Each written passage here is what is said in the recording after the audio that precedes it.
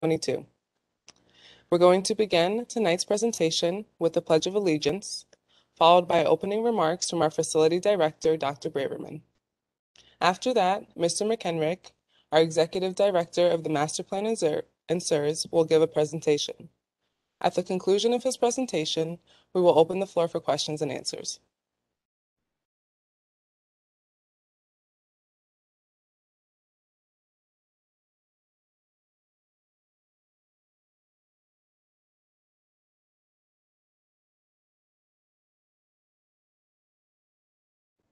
I pledge allegiance to the flag of the United States of America and to the republic for which it stands, one nation, under God, indivisible, with liberty and justice for all.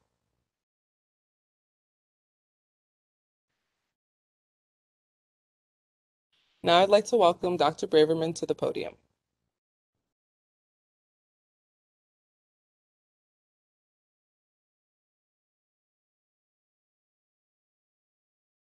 Okay, good evening, everybody. Thanks for joining us today. Sorry, this is, I think, a third town hall that we're doing over the course of the day. So one was early afternoon, one was late afternoon, and now it's this evening and even maybe at night for some of you who are joining us from the East Coast. Thanks for participating here as we do a third out of a series of 4 large-scale town halls, if you will, to talk about the master plan in advance of next week's expectation that it'll be publicized and then a 60-day comment period associated with the Federal Register. So what we want to do today is kind of focus on some of the zones and some various options that are available there and get some input on that. Mr. McHenrick will talk about that. But I never want to give up an opportunity when I'm speaking publicly to talk about COVID vaccination. It's very important. We're fortunate here in Los Angeles that we're in a sustained transmission area versus a high transmission area, even with the Delta variant still being the predominant variant of COVID. What that means is we're not seeing as many cases. What we are seeing, though, are very, very few inpatient cases associated with vaccinated individuals, a fair amount of outpatient mild cases with vaccinated individuals. So the vaccine still remains very effective in preventing hospitalization and death. The good information is that right now we have approval to provide booster shot vaccinations for those people who are fully vaccinated with Pfizer, with the last Pfizer vaccine being more than 6 months ago. The CDC has made recommendations that those who are fully vaccinated and 65 and older should get a booster vaccine. Those who are 50 to 64 years of age, fully vaccinated and have underlying medical conditions should also get a booster vaccine. And then for people under 65 who have exposure to the vaccine, exposure due to COVID, because of occupational exposure or other high-risk exposures, then they may be vaccinated. And those who have underlying medical conditions between the ages of 18 and 64 may also get vaccinated. All of our clinics have vaccine available for those Pfizer booster shots. And for veterans, their spouses and caregivers, all are eligible to receive that. So with that, I want to turn it over to Mr. McHenrick to start the master plan discussion.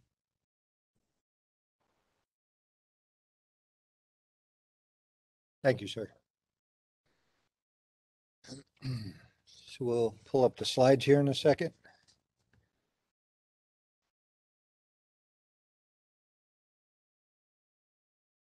Okay. And we'll get right to it and go to the agenda slide. Just a quick introduction here and a recap of what we've done before. So we'll go through those slides quickly. And then we'll go through what we're doing for the process for the Master Plan 2022. And Dr. Braverman talked about a significant change in our Federal Register opening period. And then the Master Plan 2022, that's really the heart of the meeting tonight, going through each of those zones and some alternatives, and really just trying to spur thought, give people things to think about. If you're having difficulty following the different graphics, though they will be posted on our westladraftmasterplan.org website, and you can go there and see all the presentation material. So we'll have that available, and then we'll just close up with a few slides on upcoming activities, how to give feedback, where to find the materials, and then we'll take questions. So I'll try and get through this expediently, but it is a little lengthy in the middle. Okay, next slide. This is our background. This is a traditional slide. We've used this in almost every briefing. It really lays the background for folks. This may be some individuals' first engagement with the draft master plan and the master plan effort at West LA. So we want to just lay out some basics. The 12,000 unit commitment of permanent supportive housing, along with an array of veteran-focused services and a modernized healthcare facility complex. That's really the South Campus, Zone 1, and we'll talk about that separately in a minute. 54 units are already available. We have 180 under construction, but if you really talk about what we're clearing operations for and what we're working on, the principal developer and others are working on financing for is, north of 380 some units that they're already working on. VA is committed to the draft master plan process, and it's stated as a 3-year look and a 3 to 5 year look. So we're in that 5-year period of the 3 to 5 year statement, really trying to do the update through this process and wanting to engage along the way, as well as allow people to engage with the draft document when it comes out, as Dr. Braverman said, next week, which will be the 8th of October. West LA Leasing Act followed the draft master plan very quickly and provided some great oversight, the OIG, and they just released an audit that really talks about their 5-year review, but focusing on the years from 2018 to current, finding some inconsistencies, some vehicles that were used, a land use vehicle that might have been a lease versus a revocable license. We've tried it one way, we'll switch it and try it another way to see if we can meet their expectations there. And we're challenged a little bit in how we understand some things and they understand some things, and working through our legal advisors and what their legal team is telling them and what our legal team, but a good dialogue. And then coming to a better understanding on what items they want data-based. We had a handful of items that we thought were outside of the time period, which they thought the time period should be any engagement or land use over 6 months should be data-based. So we'll go ahead and we've already complied with that, and we'll go ahead and keep that as our marker going forward. So good dialogue with the IG and oversight there. And then, of course, the VCOEB constantly engaged with us. We have internal discussions with them to share information. Then we're always participating in their open forum public meetings, and we had one yesterday with them, and we were able to present to the public as well as the VCOEB again and address questions and concerns that were raised. So good engagements. Next slide. Just a recap, previous town halls, engagements. We have that on the next slide as well, but really just going through the things we've discussed as we're moving forward. The Homeless Veteran Service Platform, how we're engaging, what our community engagement reintegration, our SIRS, our Homeless Program Office is doing. A lot of activity there. Land use reforms. We've had several legislative decisions along the way, but really using our land use committee here and how we're using the land. Environmental historical due diligence, we talked about that, and then talking about the infrastructure, some challenges, constraints, limitations, and then current discussion plans and vision for redevelopment. I'm walking through these zones tonight, and then just touching on how to provide some feedback before the Federal Register is in play at the end of next week. But we have the westladraftmasterplan.org website that you can go in and provide input. We'll go through that quickly. Next slide. So this is our planning timeline that we've been showing consistently. Task 5 is the Federal Register process. And, you know, that's the one we're focused on, although we've been working these other ones all along and completed a few as we go along. You could see the check marks on the left there under those subtasks.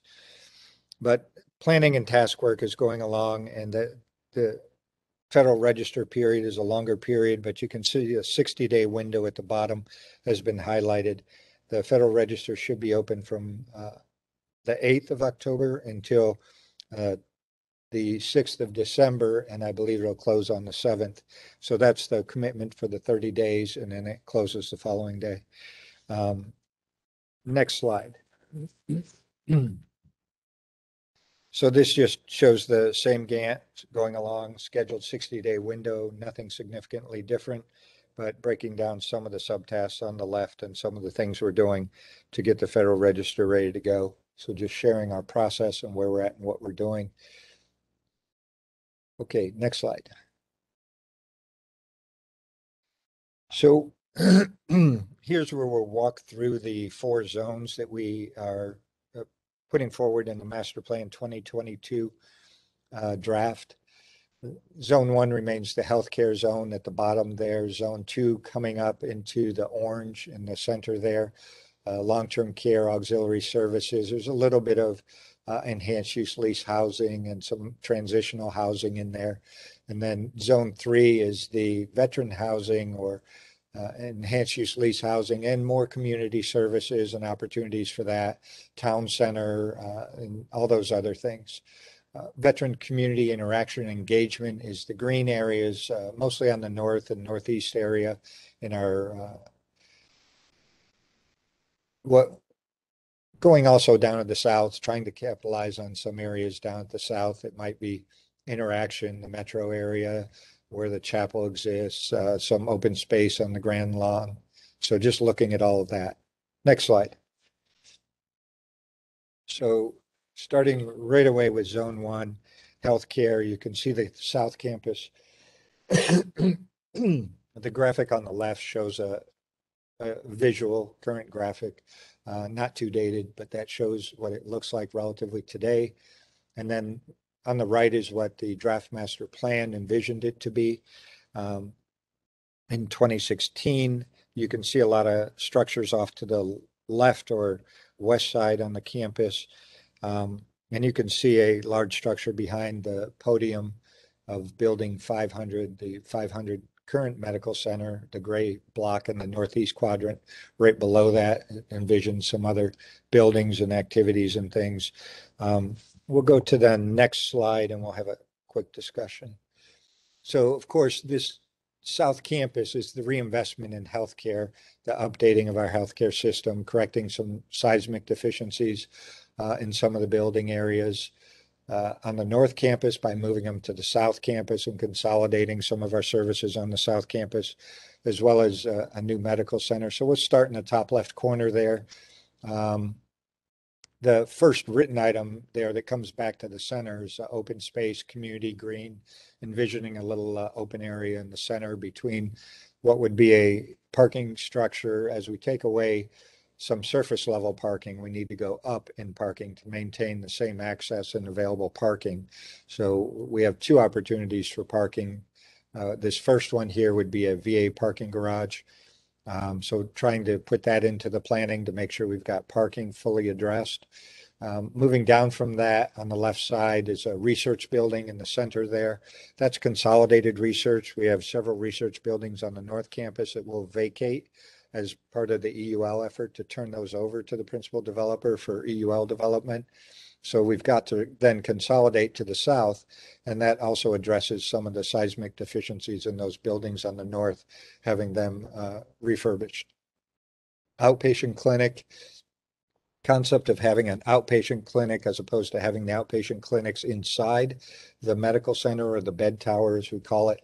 So currently building 500 has those. There's a large number on the first floor, but then trying to move those outpatient clinics to a separate building and free up the traffic inside a building. It takes a lot of traffic, building 500 does, to have not only the inpatient services and some administrative, but also the outpatient in there.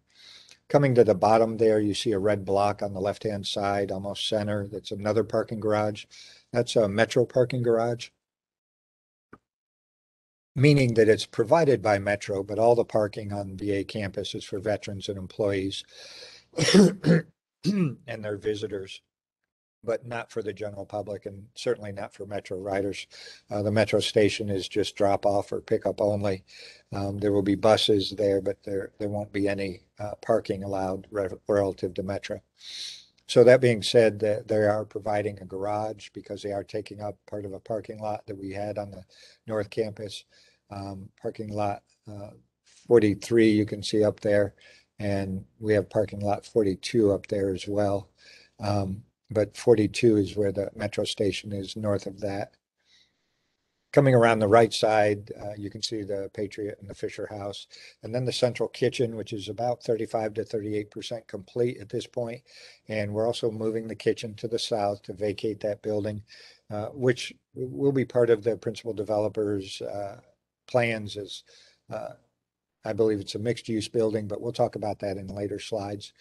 But we've already got the kitchen underway and should have that up late next year. Going up above that, the boiler plant, that's another area where we're vacating the north and moving to the south. And that opens up some opportunities for the historic, somewhat historic, older boiler plant building. It's a very interesting and neat looking building. We'd have to do some pretty significant remodeling to get all the boiler plant equipment, things out of there, but that's on the North Campus. So we're moving to the South Campus. That project is planned. Central utility plant that would support all the updated utilities and needs on the South Campus, as well as a new hospital or critical care center bed tower. So that's contemplated on the south. So just running through that pretty quick to show you what the south looks like. So the south and redevelopment and all these major projects, the projects fall in a major category if they're over a certain $1 million value, multi-million-dollar. And they're managed by and planned by CFM, Construction Facilities Management, out of VA Central Office. We work with them consistently. They're one of our partners in the integrated project team. They performed the utility study for us that we use on both the North and South Campus, but they will actually drive the timing and the funding and each of these projects. So this is what we're hoping to get on the South Campus. We've got several of these in design. Obviously, the kitchen's under construction at this point, but we're not in the clear in that all of these have been committed to and all of these have funding or funding streams set aside. And of course, we have to go through Congress to get all that approved and get our piece of the budget. But this is what we would like to see the upgrades on the South Campus look like. Next slide. Okay, now we're going to shift into a series of slides by zone, and we'll have to work through them a little carefully. And of course, these will be posted, so you'll be able to go back and revisit them. But it's really meant to allow me to provide some dialogue to spur discussion or interest in some of these areas and maybe opinions and information that we could use in solidifying the draft master plan concepts as we move forward into Master Plan 2022 and release that next week. And of course, we'll get feedback over the 60-day period and incorporate that as well with the limitations, constraints, and other designs. So existing conditions, Zone 1. This is healthcare and transitional housing area, long-term care, auxiliary services. It kind of forms an arrow pointing to the northeast. You can see what draft master plan contemplated in 2016. They saw a vision to the right of how the buildings might be used. We'll go to the next slide. So in this area, just kind of walking through, this is the Master Plan 2022 draft version of what this might look like. Starting there on the top left, building 212 mental health, 42 subacute mental health beds. So we still will have healthcare, and that's why it's long-term care, auxiliary services. In the diagram here in that top left corner off to the left side, some permanent supportive housing will go in there where we had some research, and we'll eventually move the research to the South Campus. As you come down, you see really buildings 214, 217, the domiciliary, wanting to make more of that garden area in the middle, a healing garden where we can have some open classroom space, some open meeting space, some comfortable areas for folks to be outside and do their healing, as well as some walking areas, maybe some recreational activities out there as well. We talked about half a basketball court and some of these other things, things that the domiciliary residents would want. Moving down a little further south, Veterans Family Wellness Center, we know that's in Building 220, have UCLA provides services in there, SERS, HPAC, overall activities, well-being. Those are a good part of the recovery program. So still maintaining those types of services down there. Moving around in this design, looking at, we have our VA District Counsel office, that's our attorney's office of general counsel, and then the building to the east of that is Wadsworth Chapel. That's just about in the center on the south. Wanting to think about what we could repurpose or do with Wadsworth Theater. Of course, having it as a theater to show movies and do other performances would be great. It's a beautiful building on the inside. It's had some damage over the years, and just need to restore it and figure out how we would like to use it, what other things we might be able to use it for. So questions there. What would you like to see in that area? Moving to the right, shrinking some of the parking lot area or area that's used by building 218 and looking at recapturing and opening up more of the grand lawn in that area, making that more accessible and a path through that area. As well as the Wadsworth Chapel that's now under lease. Not only is that going to be restored, and they're working on that already, but there's going to be a spiritual center where we'll have wellness things again in that area. So opening up the space, having spiritual and wellness programs and services in those areas. Just wanting to make sure we're looking at that, what other amenities and services we might want to see across this section of the campus as well as the whole campus. But coming back up, Building 218 will remain administrative. We have a lot of administrative services in there. But what's interesting here is if you go back to the Wadsworth Theater and you look north and you run all the way up to what I believe is Building 13, the buildings that are in hash marks are EULs, but multi-use buildings. So they're EULs with other types of services in there. And we'll talk about that in a future slide and our challenges with getting that done. But really opening up that avenue that goes from Wadsworth Theater through the center of that arrowhead, allowing for what may have been the parade field or parade grounds years ago, but having some visual line of sight and open space for veterans to transit and enjoy that area. It tags into the domiciliary healing garden, as well as ends up down by some of the pathways that might exist in the Grand Lawn on the south area and tie into not only the Veterans Family Wellness Center, but also the Wadsworth Chapel Spiritual Center. Coming up again on the right-hand side, we have our community living centers in that area, 215 up into 213, the CLCs. But looking at that area and maybe a community garden area near one of those, just thinking about how we might use this space and what we'd like to see in here. We'll go to the next slide. So zone 2, I'm going to break here and ask you to move that graphic to the other side. Okay. Trying to stay in sync here with the slides. So zone 2, in this area, we're still talking, the title's the same, long-term care and auxiliary services, but what this is the right-hand side of the graphic going all the way over against the 405 highway. And this is really our industrial area and looking at this. So on the existing conditions, you can see what it looks like roughly today. You can see what the 2016 draft master plan envisioned, some buildings, a little bit of an avenue in the center, talked about an enterprise zone and some other activities. So let's go to the next slide and we'll talk about what we think that looks like moving forward. So this is the master plan 2022 draft.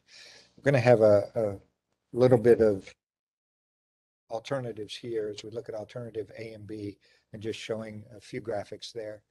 So I want to take a minute and walk through this, but on the top left there, we still have that laundry building, building 508. So that would remain the same. Nowhere to really move that to, no need to move that. And not wanting that to be a priority or any type of item that would take any funding to move. Coming underneath that, we have building 224, repurposing that a little bit. So we would add engineering to that. VAPD would consolidate with engineering, and we'd have some engineering use in there. VAPD has some activities that they would use in there as well. Coming down a little further, building 33, information center, historic structure. We're already using that as a little bit of information relative to the historic preservation of the campus, but we would formalize that more. As we add some buildings down here, and I'll talk about those in a second in red, but as we take more of the surface land up, we know that we're going to have to add a parking garage and go up in parking to address not only the addition of those other services and personnel in that area, but all the other people that park around there or go across the street and park on the left-hand side where we're doing a lot of development and enhanced use lease activity and building the community. We don't want those folks engaged in that specific area and parking over there and taking up parking. So looking at a parking garage there eventually. Going a little further south, 295, looking at building 295 as a repurposed, trying to add an art gallery or event space in there. It's the old historic steam plant building. It's a historic looking building. We would have to really get funds to renovate that and clear it out and turn it into a vision of an art gallery or event space, but we'll be vacating that and going down to the consolidated utility plant in the south where steam will be included down there. Looking at two other buildings, 44 and 46, and the opportunities to renovate those or use those in a RL revocable license capacity to do job training or other activities in that area, trying to see how we might be able to realize that zoning or enterprise zone. We have an electrical transformer site down there, and then room maybe to drop a building in there for future development, which may be part of job training or other types of opportunities to partner with outside entities and either skills training or industrial opportunities or other types of opportunities on the campus for learning, hobbies, skills, any other thing that veterans might want. Coming up on the right-hand side, you see those three red buildings, talking about those for a second. So the first building would be a building 259 replacement. 259 is our maintenance building up on the north campus near the golf course. So we would move that down to the south campus here and replace that in that area. Space is a premium, so we have to make sure we can fit all the equipment in that area. So still some more planning to be done there. Our recycling facility up in the north campus is wrapped around on two sides by what would be phase 2 of the columbarium. Knowing that that's not the best place to have a recycling center, we're looking to move that to the southern area of this north campus in this corner. So we would have a new recycling facility there. And then looking up there at building 233 would be a replacement of a hazmat storage building. So building 233 sits on one of the parking lots that we're working on to hopefully turn over next year. And then they will work that for construction. It's a normal hazmat processing building that all medical centers have. They have an area or a separate building where they receive medical hazmat material from the hospital and radiology and other areas that have just general waste equipment that's not normal waste, but has to be classified as hazmat. It's packaged there and then it's shipped out to appropriate companies under contract to be dealt with. So it's a normal processing center. We just have to move it. So this is one of the areas we're looking at moving it. Above that would be a new storage warehouse. As we look at the north, our warehousing is on the brink of not being acceptable in size today for the size of our operations and what we're doing. So trying to add some more warehouse and give us more flexibility. Emergency management and building 222 that exists. We know that the oil and gas lease area exists today, and then warehouse or surge space in 297 up above. And then, of course, it just shows where the columbarium is above that. So this is alternative A, so I'll point that out to you. And then we'll go to the next slide. So this is really the last slide on zone 2, but it's alternative B. So just a couple of minor changes here. On the left-hand graphic, as you see the option coming down, you see the transportation building that exists. You see the central storage logistics facility. We talked about adding that. Recycling facility, we talked about adding that. You can see that in the building replacement, 259 for maintenance. But then we talked about putting the building 233 hazmat storage further down on the corner, closer to Wilshire Boulevard and the 405 ramp. So just showing that as an alternative. Moving to the right-hand graphic, just another concept we had discussed in the groups and teams. Thinking about that long-term project of trying to get back some of the oil and gas lease area that appears to be underutilized. They've got some equipment, but the equipment's not active, doesn't appear to be used, doesn't fill the entire space. So trying to renegotiate with them to get some of that space back sooner rather than later, and use that for something. We were thinking if we could get that tire space back, we could put an exchange or some type of store there. Could even be veteran utilized or veteran supplied store. You would have a little bit of a parking area. It would be by the edge of campus, so those off campus could come and visit it and leave campus without having to get into all the traffic on campus that might be as part of the community we're building. So just thoughts about how we might reutilize that space. Okay, next slide. Now we'll go into zone 3, and we're just really looking at the top of that arrowhead that I talked about before, and then looking into the EUL housing on the north and what that might look like. You can see the draft master plan contemplation in 2016 as to what that might look like. A little bit of a open area, town center, town square in the center there that's brown, and then the different buildings wrapped around that. Next slide. So in this principal developer proposed community plan town center, you can see what that might look like, and we'll talk about different versions of this in the next slide as well. Starting at the north there is a clock tower, but that brings you down towards the center, below those hash marked multi-use EUL buildings. You can see that there.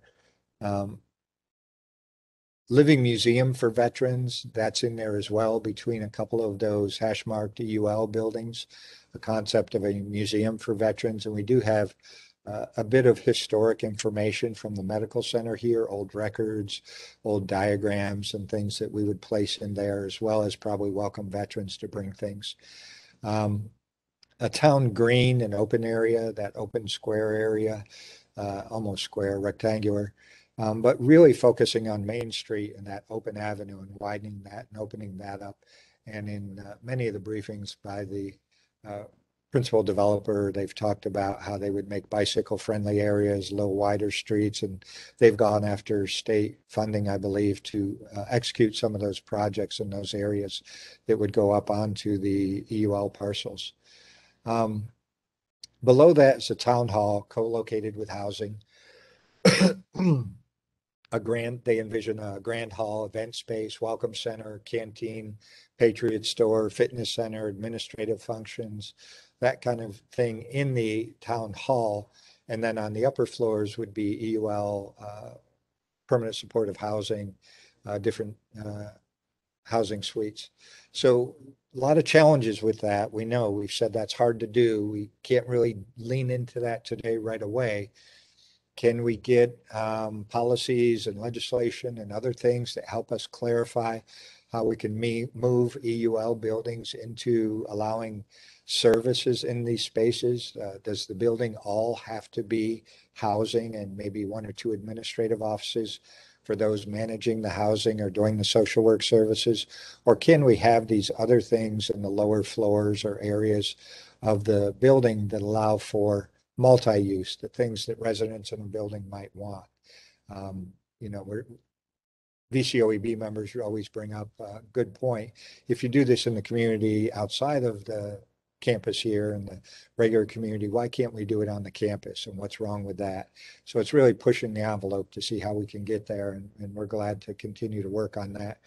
But we do have revocable license authority that allows us to use other buildings, maintain them by VA, bring in veteran canteen services into those areas, bring in other service providers who want to do a fitness center or welcome, center for different types of activities or trips or things that veterans might want to go on. They could set up in those areas, and we could do a revocable license or land use agreement with those entities, barber shop or whatever it might be.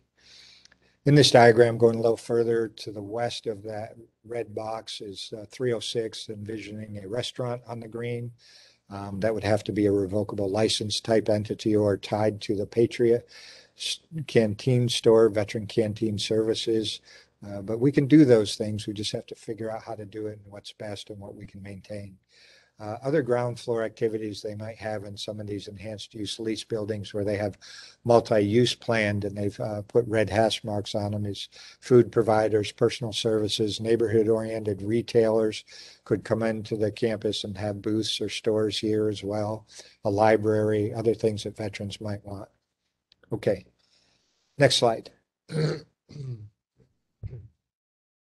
So now, leaning into Zone 3, an alternative option. So we're looking at the same thing, but looking at some things differently.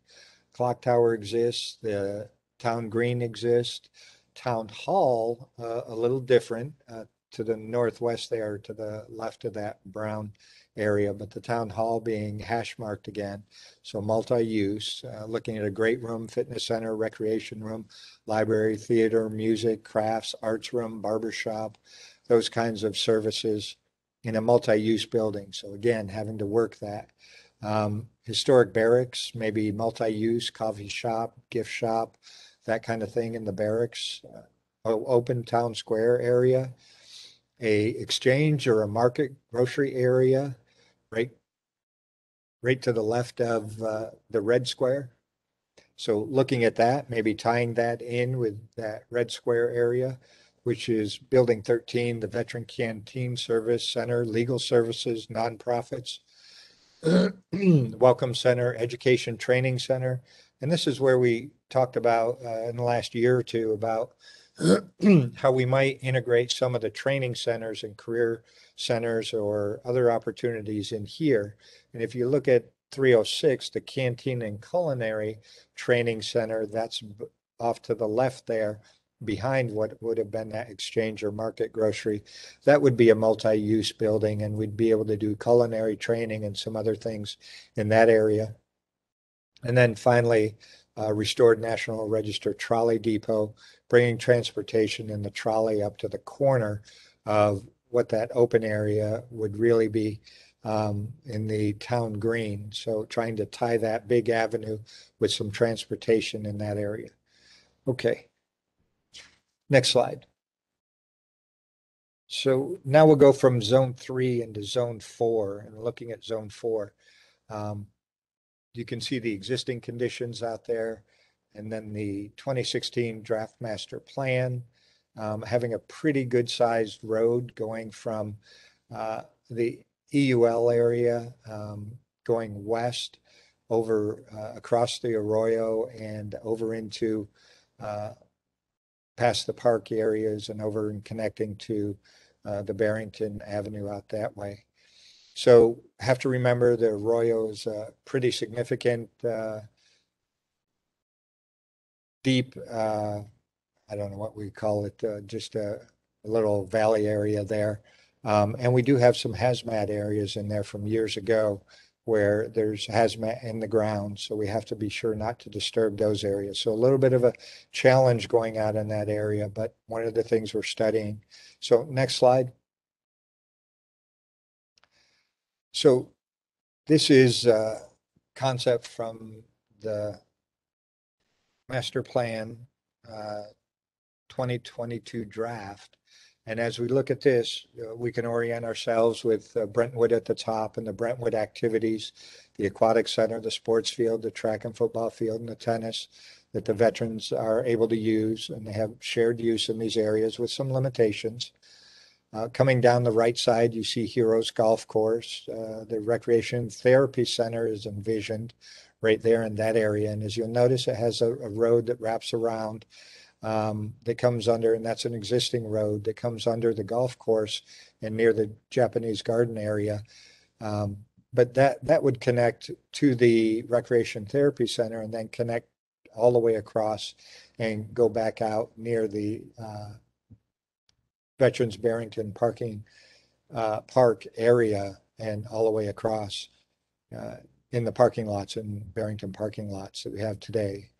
So coming back to the right, you see the Japanese garden area. Coming all the way down to the bottom right, you see an agricultural harvest and job training area, wanting to recapture some of that land and do some agricultural outdoor activities and some job training referencing agriculture and harvesting capabilities, and a therapy garden in there where folks can have a plot and work a garden, which is great therapy.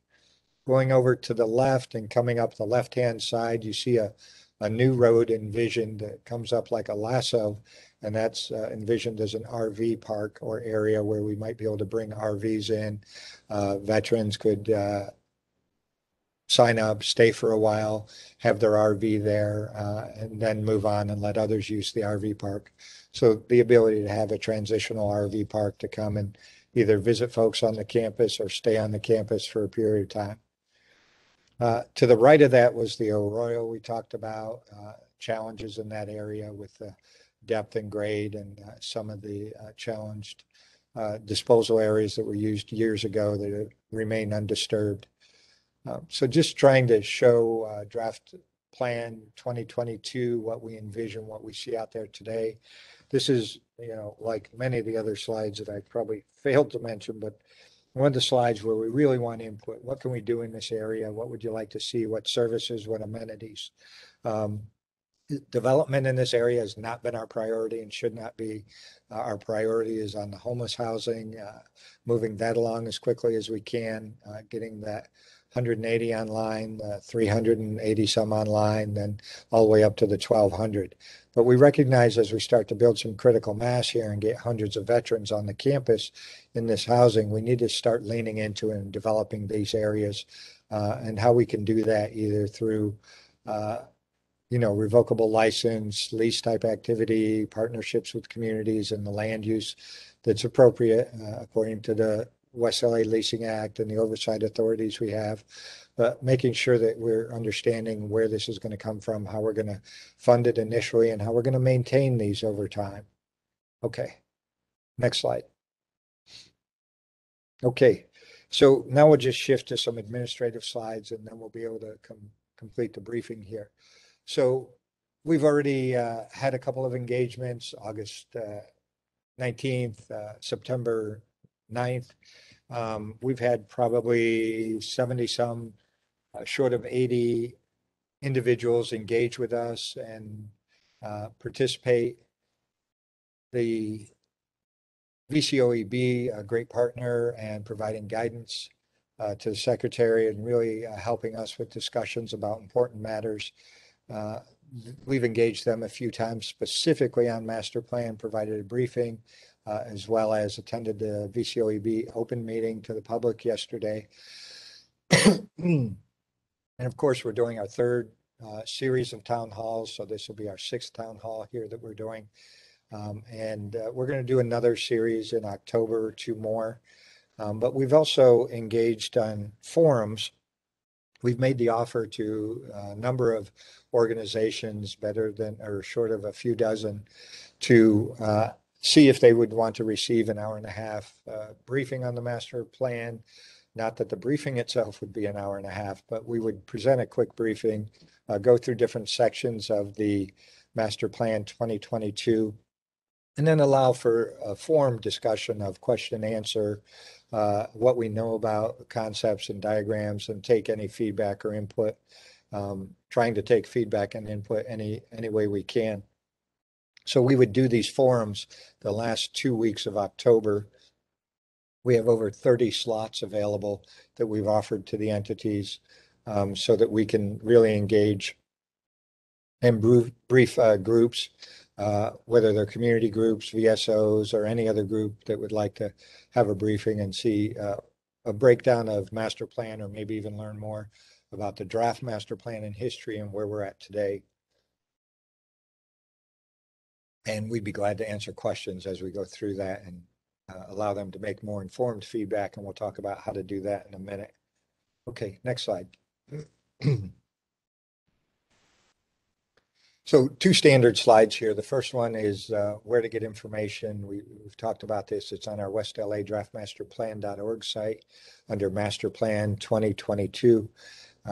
You can see the big blue buttons there in the center, and at the bottom you can get the Master Plan 2022 informational concept paper, about 15 pages of where we've come from, what we're doing, and where we're going.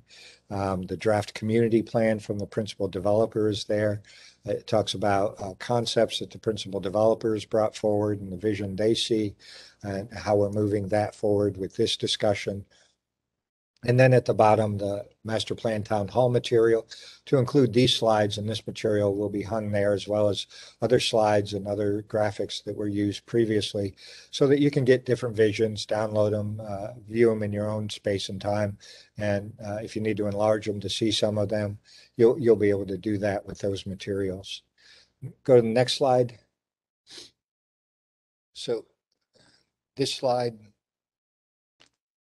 shows specifically that draftmasterplan.org website. Even further below those blue buttons we talked about previously is a large blue button that's Master Plan 2022 feedback questionnaire. A questionnaire with more than a dozen pre-populated areas where you can say, I want to comment on this aspect of services. I want to comment on this aspect of the Master Plan 2022 or Master Plan concepts. You can fill that out, choose one of those drop downs. It has an open text area where you can write in your information, specifics if you want to, about what you're considering or what you would like us to consider, what you're thinking about, what you're seeing, some of the material already. And you can also upload and attach documents. So if you want to write free form or provide other documents or graphics, we'll accept those there too. So this will be open all the way to the very end until we finalize our product and submit it through the concurrence process to go up the chain within VA to reach the secretary for his approval. So we've always had this open from the beginning of our process till the end of the process, but this will be supplemented by the Federal Register that will open on the 8th of October and then close on the 7th of December. So you can use the Federal Register process to provide feedback. You'll have the entire Master Plan 2022 document to review at that point. You'll have the ability to go back and review this material as well. You can provide feedback here.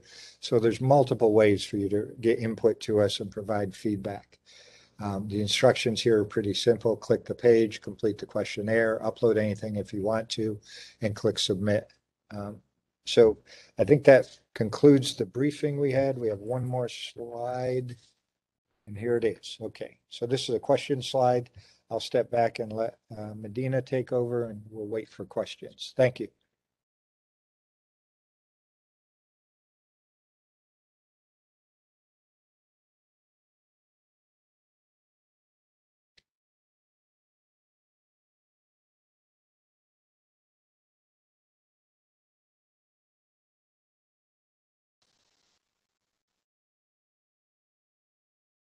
Thank you, Matt. Okay. See here. So if you scroll up, I could read the question or something. Okay. Mm-hmm.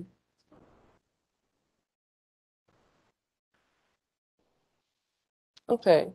So the first question is from Robert Reynolds. He asks, what are you going to do to ensure more consistent same-day services? Where are homeless veterans going to go if they arrive after the hours of admission? The property used to have the Exodus Lodge, the Haven, and emergency shelter beds at Building 257, but they have all been removed. Veterans are sleeping all over the sidewalks outside the VA because there is no immediate same-day sheltering. Okay. Thanks for your question, Rob, and that's been an ongoing dialogue. I appreciate that. And I heard you raise it as well yesterday, I believe it was, at the same time. And we've been engaged with CSRS on that. We are transitioning one of the buildings that previously was used for some more immediate services, and we're transitioning that to apply or be able to come up with some women's beds in that area. So we're working that project, and that should be coming online by the end of this year. We're working on a December timeline and trying to hold to that. But in reference to same day, that's we hear you loud and clear, and we're working to realign staff, and we're moving staff into evening hours, so we have 24-hour coverage. We're moving to get a area set up immediately as you come in the Eisenhower Gate, and that's been one of your concerns previously, that there wasn't enough signage or activity or resources in that area to handle individuals coming in from that side of the campus. So we're not only going to have an information area there, but we're moving to put a welcome center in that area. It'll be on a pad, and it'll be a separate building. Of course, it'll be a mobile building, but nonetheless, it'll be there. And we'll consolidate services, and we'll try and get all the services consolidated there. We'll also have some transportation linked to that, so that individuals that need to go to the hospital or need to go somewhere else, we can hopefully transport them if it's that difficult. But we're also looking at the busing routes and other things that we have for the shuttles that run around the campus, and see what we can do with those. As you know, we're working to transform the CTRS site into a tiny shelter site where we'll bring in those tiny shelter structures. We did a press release today, and we're working with partners who want to put those tiny shelters on the campus in a revocable license scenario, or want to donate it to a municipality. And we'll have an agreement with several municipalities. We're already in talks with the state and the city of LA about how they might set up the donation process. The West LA Leasing Act allows us to use revocable licenses for land use that are appropriate. And we can also allow for structures like the Bridge Home, but it has to be through a municipality. It states a municipality requirement in there, or one of the ways we can do it. So we're trying to set that up so the donations can go to the municipality, and then the municipality can place it on the campus here, or we can do an individual revocable license with the entity. And then even then, we can eventually transfer it to a municipality that might come online. So trying to build this partnership, we're working as fast as we can. We started some meetings with municipalities last week, and really trying to lean into it with the press release and some other things today. Okay. Let me move on to the next question, so I can see it here. Why are the principal developers putting age requirements on buildings 207? Building 207 is for senior veterans, just like building 209. Makes no sense, because we are coming out of 2 decades of war and have 30, 40, 50-year-old disabled veterans. So we're trying to prioritize what we see as not only the need of the veterans around us, but we want to make sure we get a good mix. We also hear from veterans that they want women's housing, and that they want age-specific housing for elderly veterans. So trying to be responsive to that, but we can certainly relook that, and that's part of what we'll relook in this process. If that means we need to work to pull one building ahead of another building, we can work on the financing as fast as we can, but financing is key as well. We can't make the enhanced use leases move as fast as we would like them to. Financing is something they have to work out in the community with either state, federal, local funding, or other community funding to bring those to fruition. But we can certainly look at the ages. I agree with that. Next question, September 29th, the VA OIG identified 7 land use agreements that did not comply West LA Leasing Acts because they do not principally benefit veterans and their families. How long does it take VA to plan to not comply with the law? So the VA IG report is out. You can obviously read all the information in it, and the appendices are important because the IG makes their argument as to why they think the land use agreements are inappropriate. Obviously, we have a couple to work on that are longer term land use leases. Some have legal underpinnings to them. Some have legal considerations as to when and how the VA gets out of some of those agreements. But the VA attorneys have also weighed in. If you read the appendices and the other documents to the IG report, you can see that our attorneys in VHA do not necessarily agree with the interpretation on each of these actions with the interpretation of the IG attorneys. So not to say that there aren't any great findings there. Those findings are valid.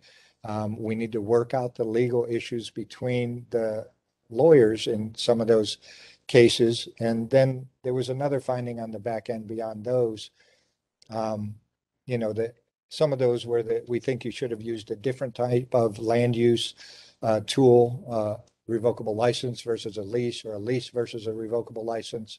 Our attorneys advise us as to which one to use. If we've used the wrong one, we can certainly work to switch it over to the other type of land use agreement, trying to get things right and working with each of those. And then there was a requirement that not all of the land use agreements that are longer than 6 months are entered into a database for tracking.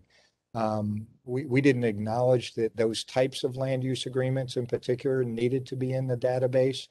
But if there's a request that it be every land use agreement over 6 months, we can certainly comply with that. And we did comply within a day or two of their draft finding that all of those land use agreements, I think there were 3 or 4 of them, were put into the database for tracking. So all in all, no fraud, no other issues found as far as finances and any of those activities that were previously big complaints on this campus and were dealt with.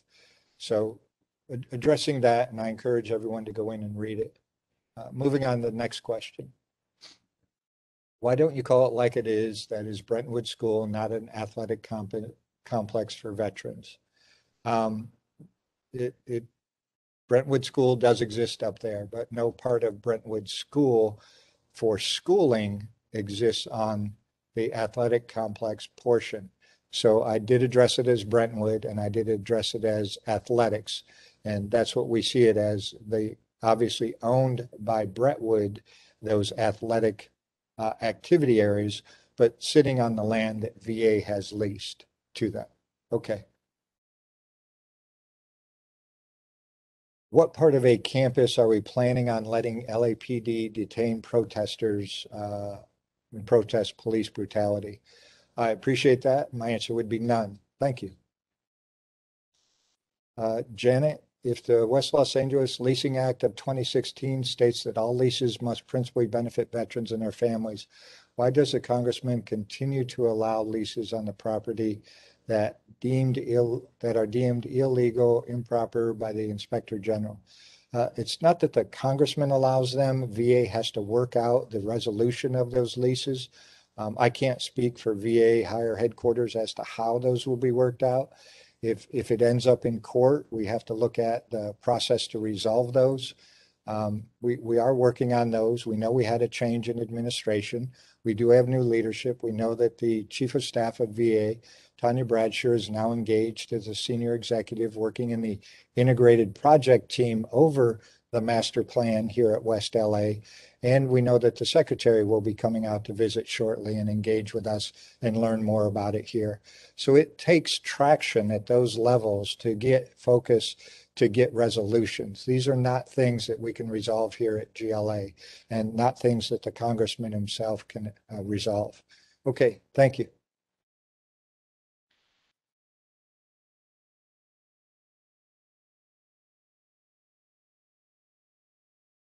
Okay.